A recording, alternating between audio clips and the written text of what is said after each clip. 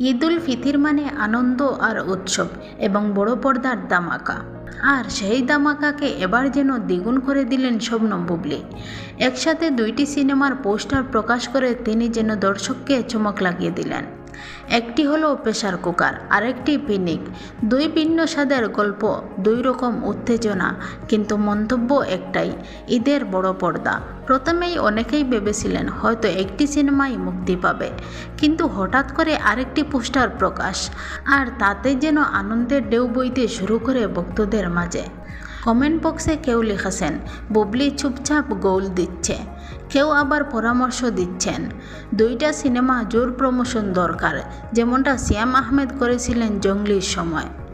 এই কথাগুলো প্রমাণ করে দর্শক শুধু সিনেমা দেখতে চায় না, তারা চায় তাদের প্রিয় তারকার সাফল্য। বুবলীর এই নীরব কিন্তু শক্ত অবস্থান অনেকের কাছেই অনুপ্রেরণা। তিনি যেন বলে দিচ্ছেন কাজই আসল কথা, বড় বড় ঘোষণা নয়, বরং সময় মতো চমক দেওয়া তার কৌশল। তিনি তো শাকিব খানের সন্তানের মাও হতে চলেছেন, কিন্তু তিনি তো এখন কিছুই বলছেন না। তিনি এমনভাবে ধামাকা দিতে চান যাতে দর্শকের কৌতূহল আরও বেড়ে যায়।